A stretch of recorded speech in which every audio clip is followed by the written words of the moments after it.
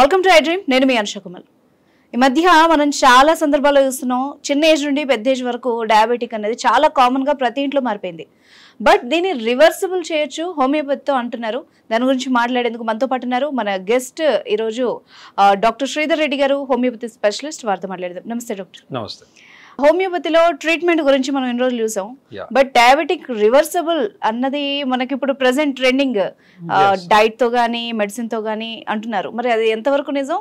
హోమియోపతిలో పర్టికులర్ గా ఎంత ఛాన్స్ ఉంది? అంటే జనరల్ గా కూడా అసలు డయాబెటీస్ కానీ ఎనీ ప్రాబ్లం ఎందుకు వస్తుంది అనేది ఇంపార్టెంట్.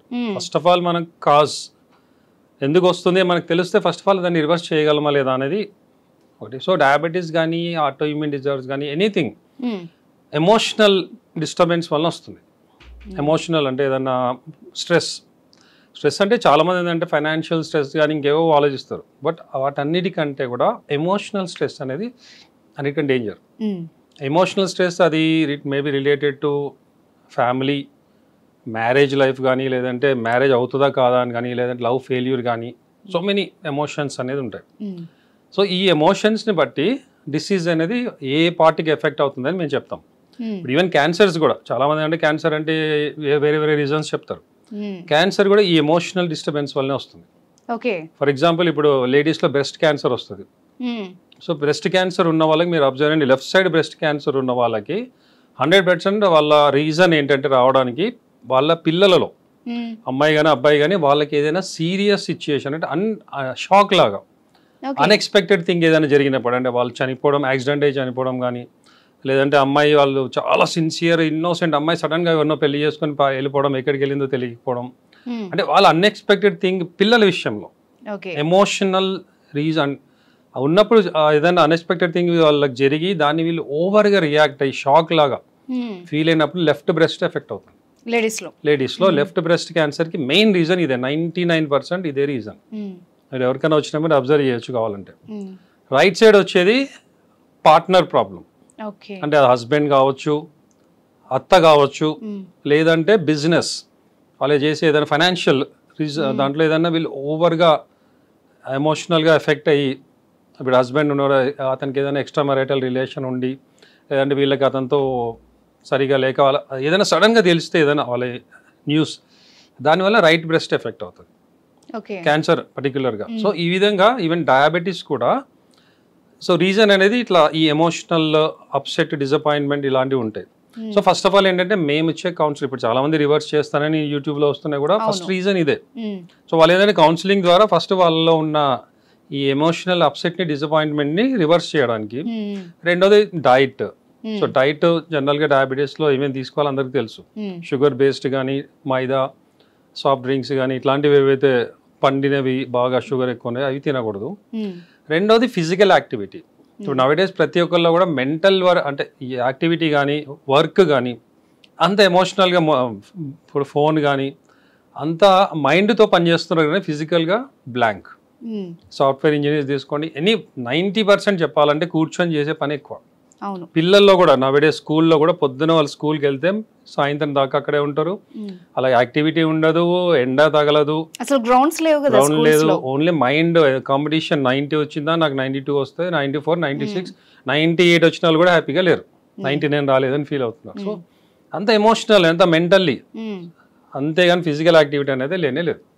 ఇప్పుడు మా చిన్నప్పుడు స్కూల్లో మేము మాకు డ్రిల్ పీరియడ్ ఉండేది, హ్యాపీగా మేము పరిగెత్తి ఈవినింగ్. ఈ కాంపిటీషన్ లేదు అప్పుడు, 60% వచ్చిందంటే చాలా గ్రేట్. సో మేము ఈవినింగ్ కంపల్సరీ డైలీ ఆడుకునే వాళ్ళం. సో దానివల్ల ఏంటంటే ఫిజికల్లీ చాలా ఫిట్గా ఉన్నాము. ఇప్పటిదాకా డయాబెటీస్ కానీ ఏవి మా దగ్గరికి రాలేదు, అసలు దాని నుంచి మేము పట్టించుకోము కూడా. సో ఫిజికల్ యాక్టివిటీ అనేది ఇంపార్టెంట్. నవడేస్ అది ల్యాకింగ్. మెంటల్ స్ట్రెస్ ఎక్కువైపోయింది, ఫిజికల్ యాక్టివిటీ లేదు, డైట్ బాగాలేదు, వీటన్నిటితోడు ఈ ఎమోషనల్ డిస్టర్బెన్స్. సో దీనివలన ఫస్ట్ ఆఫ్ ఆల్ ఇవన్నీ వస్తున్నాయి. సో మనం ఫస్ట్ దీన్ని కంట్రోల్ చేయగలిగితే 50% ప్రాబ్లం అక్కడే సాల్వ్ అయిపోతుంది. దెన్ ఆల్రెడీ డయాబెటీస్ వచ్చిన వాళ్ళకి ట్రీట్మెంట్ ఇవ్వాలి. కాబట్టి ఆ లోపల ఏంటంటే మెయింటెనెన్స్. ఇప్పుడు ఇవాళ మనం ట్యాబ్లెట్ వేసుకుంటే పెరిగిన షుగర్ కంట్రోల్ అవుతుంది, ఇవాళ వేసుకోలేదా మళ్ళీ అలాగే హై అయిపోతుంది. సో అది ఓన్లీ బ్యాలెన్సింగ్ అవుతుంది. సో ఈ 50% నేను ఫస్ట్ చెప్పిన దానివల్ల వాళ్ళు రివర్స్ చేయగలమని చెప్తారు. ఈ ట్రీట్మెంట్ అనేది మానేస్తే మళ్ళీ వస్తుంది, కొన్ని రోజులు రాకపోవచ్చు. బట్ హోమియోపతిలో మేము ఇచ్చే ట్రీట్మెంట్ వల్ల, ఎందుకంటే మాది ఇప్పుడు ఏ రోజైతే ఆ షుగర్ పెరిగిందని కంట్రోల్ చేయదు మా మెడిసిన్. మా మెడిసిన్ డైరెక్ట్గా ప్యాంక్రియాస్ మీద ఆ బీటా సెల్స్ మీద పని చేసి ఇన్సులిన్ ప్రొడక్షన్ తక్కువ ఉంటే ఇన్సులిన్ ప్రొడక్షన్ న్యాచురల్గా ఇంప్రూవ్ చేస్తుంది. ఓకే. లేదు ఆ డయాబెటిక్ ఏదైతే ఆ టెండెన్సీ ఉందో ఫస్ట్ ఆ టెండెన్సీని మా మెడిసిన్ తీసేస్తుంది కాన్స్టిట్యూషనల్గా. సో మేము ఈ ఎమోషనల్ డిస్టర్బెన్స్ ఏదైతే ఉందో అది కంట్రోల్ చేస్తూ, డైట్ కంట్రోల్ చేస్తూ, ఫిజికల్ యాక్టివిటీ చేస్తూ హోమియోపతి వాడితే ఎందుకంటే నేను నెంబర్ ఆఫ్ కేసెస్ ట్రీట్ చేశాను. So depending on the problem, ఇప్పుడు సపోజ్ 10-15 ఇయర్స్ నుంచి ప్రాబ్లం ఉన్న వాళ్ళకి మినిమం 3 ఇయర్స్ పడుతుంది కోర్స్, 3 to 4 ఇయర్స్. రీసెంట్గా వచ్చిన వాళ్ళకి 1 ఇయర్. కొంతమంది ఏంటంటే నవడేస్ ఎక్కువ ప్రీ డయాబెటిక్ అని వస్తున్నారు. వాళ్ళకి ఏం చెప్తా అంటే 120 వచ్చేంత వరకు మీరు ఏం టెన్షన్ పడద్దు. ఫస్ట్ థింగ్ చేయాల్సింది ఏంటంటే మనకు ప్రివెంట్ చేయడం. ప్రీ డయాబెటిక్ అంటే ఏంటి, జాగ్రత్త అని బాడీ మనకు చెప్తుంది, కేర్ఫుల్గా ఉండండి అని. మనం కేర్ఫుల్గా ఎలా ఉంటాము, ఫస్ట్ డైట్ చేంజ్ చేయండి, రెండోది ఫిజికల్ యాక్టివిటీ, వాకింగ్, ఎక్సర్సైజ్ అది చేస్తూ మైండ్ని రిలాక్స్గా పెట్టుకోవడం. సో ఫిజికల్ యాక్టివిటీ ఎక్కువ చేయాలి, మైండ్ రిలాక్స్గా ఉండి నిద్ర బాగా పోయి. సో ఇవి చేస్తే అసలు ఏ ట్యాబ్లెట్ మా ట్రీట్మెంట్ కూడా అవసరం లేదు ప్రీ డయాబెటిక్ వాళ్ళకి. కొంతమంది అంటే 120 దాటి మెల్ల ఇంకా అలా పెరుగుతూ ఉంటుంది, కంట్రోల్ చేసినా కూడా అప్పుడు మా ట్రీట్మెంట్ మేము స్టార్ట్ చేస్తాం. సో ప్రీ డయాబెటిక్ వాళ్ళకి ఏంటంటే హార్డ్లీ 6 months, కొంతమందికి 1 year కోర్స్ ఇస్తాము. పర్ఫెక్ట్గా మళ్ళీ నార్మల్ బిఫోర్ డయాబెటీస్ ఎలా ఉన్నారో అలా అయిపోతుంది, మళ్ళీ లైఫ్లో రాదు వాళ్ళకి. కాబట్టి మేము చెప్పింది ఫాలో అవుతాయి. మేము ఇచ్చిన ప్రివెంటివ్ కానీ క్యూరేటివ్ కూడా, ఇప్పుడు ఏదైతే రివర్సల్ మేము చెప్పామో ఎంతోమందికి మానేసిన తర్వాత కూడా మేము వాళ్ళకి చెప్తాం కనీసం ఇయర్లీ వన్స్ మాకు కాంటాక్ట్ అవ్వండి అని, ఎలా ఉంది తెలుసుకోవడానికి. ఈవెన్ 5 years అయినా, కొంతమంది 2-3 వచ్చి 10 years కూడా అయింది. ఇంతవరకు వాళ్ళు ఏ ట్యాబ్లెట్ వాడలేదు. 100 ఫాస్టింగ్, పోస్ట్ లంచ్ 150-160 రేంజ్లోనే ఉంటుంది నార్మల్గా. ఇప్పుడు ఈ మీరు చెప్పిన మెడిసిన్ ఎన్ని రోజులు టైం తీసుకుంటుంది? అదే ప్రాబ్లమ్ బట్టి. ఆల్రెడీ డయాబెటీస్ ఉంది వాళ్ళకి 2-3 years కోర్స్ ఉంటుంది. ప్రీ డయాబెటిక్ వాళ్ళకి 6 months చాలు. అట్లా కొంతమంది ఏంటంటే భయంతో ముందు అంటే మా పేరెంట్స్కి ఇద్దరికి ఉంది షుగర్, మాకు వచ్చే ఛాన్సెస్ ఉంటుంది, మా ఆల్రెడీ మా ఏజ్ 30 దాటింది 40 దాటింది అని మా దగ్గరికి వస్తుంటారు. ఇప్పుడు అందరిలో అదే టెన్షన్. సో అలాంటి వాళ్ళకి కూడా ఫస్ట్ ఆఫ్ ఆల్ మేము చెప్తాం అంటే ముందు మీ మైండ్ లోంచి అది తీసేయండి. మా పేరెంట్స్కి ఉంది నాకు వస్తుంది, మీరు ఆల్రెడీ వస్తుంది అనుకుంటే వచ్చేస్తుంది. ఫస్ట్ నెగిటివిటీ తీసేయాలి. అంటే మనం కాన్ఫిడెన్స్ లెవెల్స్ పెంచుకుంటూ ఫిజికల్ యాక్టివిటీ చేయడం, డైట్ కంట్రోల్ చేయడం. సో ఇవి చేస్తే 99% మా టాబ్లెట్ కూడా అవసరం లేదు, మా ట్రీట్మెంట్ కూడా. సో చాలా మందికి అంటే మేము అది ఇస్తూ కొంత మినిమం డోస్ ఇస్తాం అనమాట కాన్స్టిట్యూషనల్గా. సో దానివల్ల ఏంటంటే వాళ్ళకి ఈవెన్ 120-130కి వచ్చిన వాళ్ళు కూడా మళ్ళీ 100కి రావడం. సో వాళ్ళలో ఆటోమేటిక్గా కాన్ఫిడెన్స్ డెవలప్ అవుతుంది.